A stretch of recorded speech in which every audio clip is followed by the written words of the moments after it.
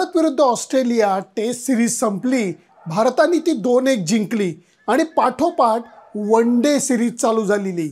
3च one day matches आहेत, अगदी बॅक टू बॅक आहेत.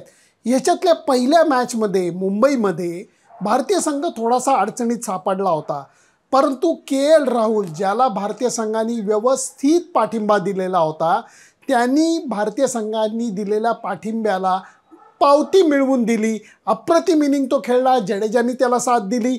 पहिली मॅच भारताने मस्तपैकी जिंकली, परंतु त्या सामन्यातील विजयाचा आनंद दुसऱ्या मॅचमध्ये अगदी लगेच रंगपंचमीच्या रंगासारखा धुवून निघालेला आहे. कारण विशाखापट्टणमला भारतीय फलंदाजांची दाणादाण उडालेली आहे. मुंबईच्या सामन्यामध्येच लक्षात आलेलं होतं की दोन्हीकडच्या फलंदाजांना जेन्युइन स्विंग बॉलिंग खेळत असताना आपलं कसब दाखवता येत नाही आहे. सगळेच जण थोडीशी घाई करताना दिसत होते आणि ती गोष्ट विशाखापट्टणमला अजून जास्त दिसून आली. कारण मिचेल स्टार्कनी टाकलेला स्पेल हा जबरदस्त होता. विकेट जे होतं विशाखापट्टणमचं ते आउटफील्ड छान हिरवगार आणि विकेट मात्र त्या मानाने गवताचा छटा नसलेलं विकेट होतं, परंतु त्या विकेटवर सुद्धा बॉल जो होता तो मस्तपैकी स्विंग होत होता. भारतीय बॅट्समननी शॉट मारत असताना घाई केली हे नाकारून चालणारच नाही. दरवेळेला भारतीय संघ व्यवस्थापन एक शब्द सारखा वापरत असते आणि ते म्हणजे इंटेंट. इंटेंट म्हणजे काय, तर तुम्ही धावांसाठी विचार केला पाहिजे. तुम्ही उगाचच बोलसना डोक्यावर नाही घेतलं पाहिजे.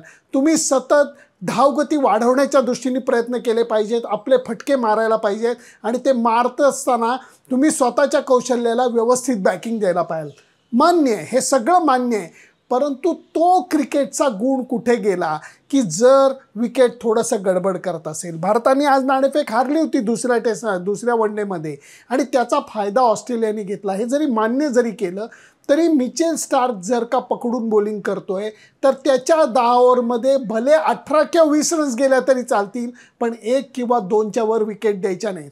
असा प्रयत्न भारतीय बॅट्समननी केलेला दिसला नाही.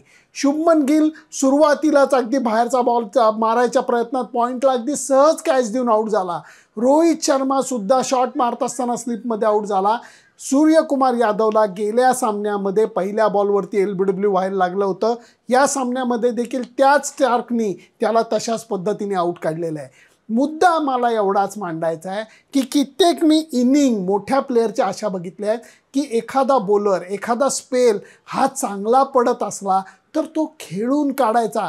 रायन साईड बॉटमचा नॉटिंगहमच्या टेस्ट मॅचमधला मला तो स्पेल आठवतोय की जेव्हा तेंडुलकर आणि गांगुलीनी अक्षरशः त्याचा स्पेल शांतपणे खेळून काढला होता.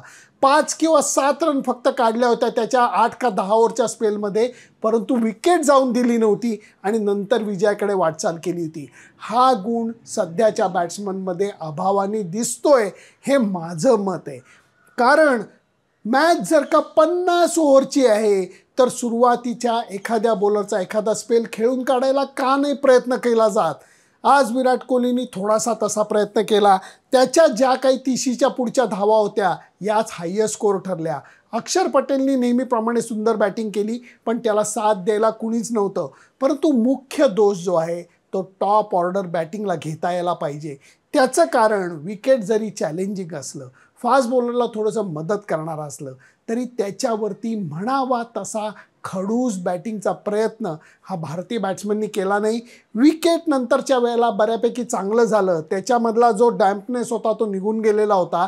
त्यामुळे ऑस्ट्रेलियन बॅट्समननी त्याचाही फायदा घेतला. ऑस्ट्रेलियन बॉलरनी पहिल्या बॉलिंगचा फायदा घेतला.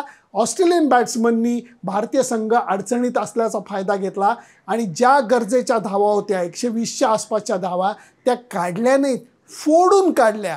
कारण मिचेल मार्शनी परत एकदा धुव्वाधार फटकेबाजी केली. ट्रॅव्हिस हेडनी त्याला उत्तम साथ दिली आणि या 2 चांगल्या डावखुऱ्या आणि उजव्या अशा कॉम्बिनेशनच्या सलामीच्या जोडीने अपेक्षित धावा होत्या त्या सहज काढून टाकलेल्या आहेत.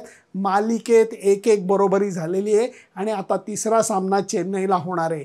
त्यामुळे भारतीय संघाला जेव्हा हे वर्ष 2023 हे वर्ल्ड कपचं आहे, ऐकून घ्या, T20 वर्ल्ड कपचं नाही आहे, वर्ल्ड कपचं आहे, 50 ओव्हरची मॅच आहे, त्या दृष्टीने खेळण्याचा प्रयत्न व्हायला पाहिजे. मान्य IPL तोंडावरती आलेलं आहे, मान्य सगळ्यांच्या मनामध्ये 20 ओव्हरच्या क्रिकेटचे वेध लागलेले आहेत, परंतु चेन्नईचा सामना हा 50 ओव्हरचा आहे हे ध्यानात ठेवून भारतीय संघाच्या बॅट्समनना तसे प्रयत्न करायला लागतील, तरच ऑस्ट्रेलियाला टेस्ट पाठोपाठ वन डे सिरीजमध्ये सुद्धा भारताला हरवता येईल.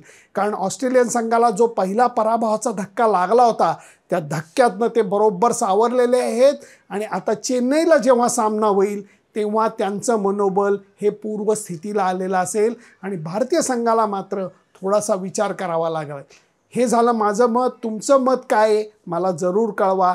जुन्या काळातला कुठला स्पेल तुम्हाला असा आठवतोय का जेव्हा बॅट्समननी धीर धरला, तो स्पेल खेळून काढला आणि नंतर धावा केल्या? मला असे खूप स्पेल आठवतात, परंतु तुम्हाला कुठले आठवत आहेत मला जरूर कळवा. आणि त्याच्याकरता माझं फेसबुक पेज, माझं यूट्यूब चॅनल सबस्क्राईब करायला विसरू नका. Bye bye.